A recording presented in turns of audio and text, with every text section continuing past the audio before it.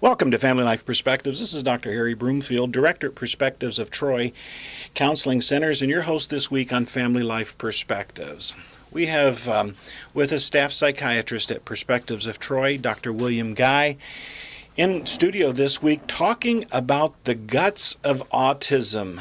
And he's calling it that because, Dr. Guy, could you give us a little summary of what you spoke of yesterday and then take us on into your thoughts for the day? Well, essentially we were discussing recent developments, recent discovery that at least some individuals with autism and even schizophrenia and other aggressive syndromes may have their maladies because of overgrowth of a certain microorganism in their guts, in their colon, specifically Clostridium species. And we're looking at the evidence for that and the history of that. And that's what we'll be talking about this week. You know, I want to drive people to our website because we're putting this program in podcast form on our website. And if they at perspectivesoftroy.com, and it would, for those that have not been able to listen to Monday's edition of Family Life Perspectives, it'd be good to go back and listen to the podcast so that they can get your background and what's taken your interest here. So please continue, Dr. Guy. Okay. Well, last time we talked about, we just got into the history of the theories as to what caused autism. Yes. The original theory you're probably aware of was that it was caused by the refrigerator mother. A cold, detached maternal figure was the original explanation, which was wonderful for those mothers who had children with autism, because not only do they have the responsibility of raising a handicapped child, but now they get to take the blame for it. And people can, their doctors and relatives can look at them sideways and say, well, you know what, if you'd been a warmer, caring mom, then you wouldn't have had this problem. You mean historically, all of our problems weren't really our mother's issue? Sorry to take you off track there. Not think so. No, and certainly autism, no. Indeed. Now, there are some things, of course, that mom can, certainly when you're dealing with fetal alcohol syndrome, and if you're exposed, for example, there are certain drugs that can cause autism. Thalidomide.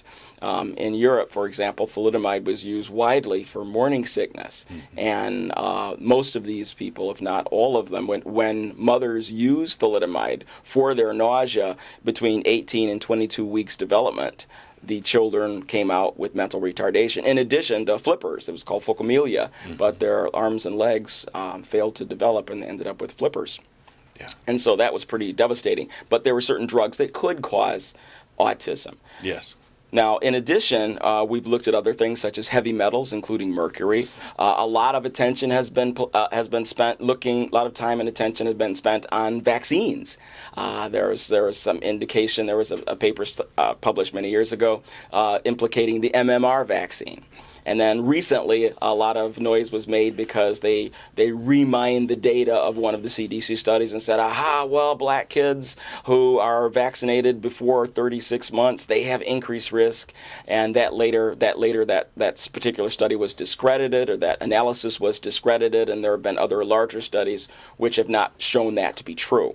So we've looked at a number of areas, and unfortunately, we have not found that smoking gun in many of the things we've looked at to explain the widespread autism and why is it that it's in industrialized nations.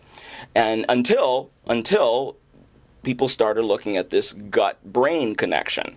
And here, at least for some children with autism, we're starting to see something that makes sense and something that explains what we're seeing. Again, not for everybody, but some individuals who do develop autism, there does appear to be an association between their gut flora, the bacteria in their gut, and the development of autism. We're going to take a word from our sponsor when we return. Can you develop and discuss the causation theories that are relative to what you just mentioned? Yes. All right, we'll be right back. Welcome back to Family Life Perspectives. Dr. William Guy talking on Family Life Perspectives today about autism and the causation theories for this next section that we're about to enter into. Reminding you that you can hear these programs now on podcast form at the perspectivesoftroy.com website. Click on the WMUZ link and you will find them there. Dr. Guy, please. Yeah.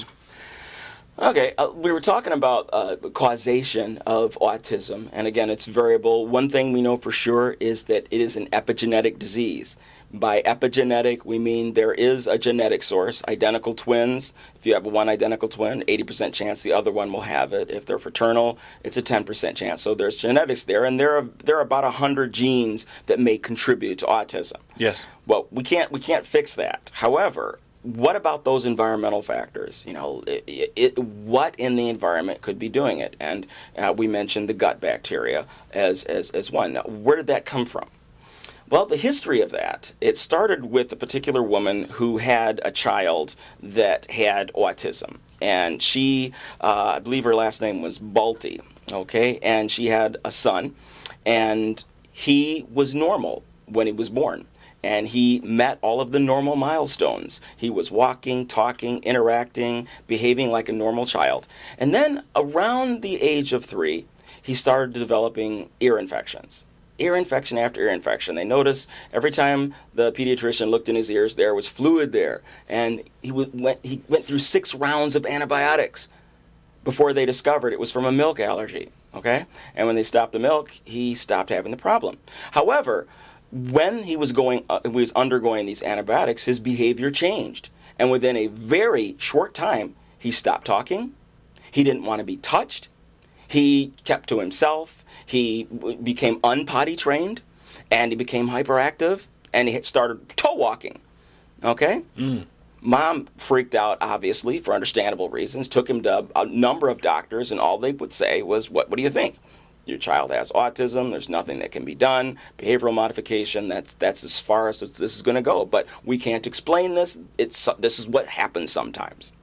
And she was not happy with that, obviously, and she looked up the literature herself to try to find some evidence as to what the problem might be. One thing she noticed was his stool was very foamy. It was very bulky and had a lot of mucus in it. And she was wondering if maybe that had something to do with it. So she did some searching to see if that was something that she should pay attention to, and she discovered that suggests Clostridia overgrowth. Because Clostridia, when you have full-blown C. diff colitis, those are the symptoms, you know. And she said, gut bacteria. Gut bacteria. Right. And she's thinking, you know, if he has this Clostridia problem, he's had it for a long time because his stool has been like that. But his stool got like that after the antibiotics. So she started thinking, you know, I need a doctor to treat him for this infection. And she had to go through many doctors before she could find one who was willing to treat for Clostridium. And she finally found a doctor who put her son on vancomycin, which is a very, very powerful antibiotic. And he responded. When he was on the vancomycin, he became more social. He was potty trained again. He started talking, and during the time of the treatment, he advanced. He started making milestones. Well, this was incredible, and so she wanted, other people got involved. When they found out about this, they did a microbiological assessment of the stool of several people who had autism. I know, is this common? Is this Clostridial overgrowth thing common to people with autism? And they discovered a large number of autistic children had Clostridia in their stool. I mean, more than normal. And so then they treated them with vancomycin. And what they found in this study was that when treated with vancomycin, these autistic symptoms got better, that they started becoming more communicative and more social. And that was, a paper came out, and that was, you'd think that something like this would be massive medical news, and that people the medical community would welcome this with open arms. Absolutely. They didn't. Not so. There were a couple problems. The reason the scientific community didn't respond very well to this is, number one, they suspected that the paper was promoting widespread use of vancomycin for autistic people, and nobody wants to do that. Vancomycin is an antibiotic of last resort. It is used for treatment-resistant infections. And if you use it widespread, then you're going to develop bacteria that do not respond to vancomycin, so that we won't have any magic bullets left in our belt. So that wasn't very popular. And the other death blow to this paper was that when they stopped the vancomycin treatment, most of the kids regressed right back where they were. So that kind of took the air out of their sails. However, it did get the attention of some investigators who work with Clostridia, and they recognized something right away. When they saw that, they go, wait a minute, hold it. Clostridia are unique because Clostridia, unlike the other gut bacteria, or most of the other gut bacteria, I should say, they have the ability to turn sugar into propionic acid, okay, as a metabolite. Right. And propionic acid is known to have neurotoxic effects. And that's the light bulb that went on. It's like, wait a minute, we have a mechanism here. When you take propionic acid and you inject it into the brains of rats, it causes specific changes. We know that. What changes? Well, normally, take a couple of juvenile rats, put them into a cage, a square cage, right? Right. And they interact. What do? They smell each other from nose to tail. They'll spend all day sniffing each other. At the same time, they'll meander around the cage exploring, but they do it together because rats are social creatures. Okay? Yeah. You put them in a maze, rats are kind of smart. After a while, they figure out the maze and so forth. So we have a way to measure the cognitive development of the rat and how social they are. But you inject propionic acid into their brains, what happens?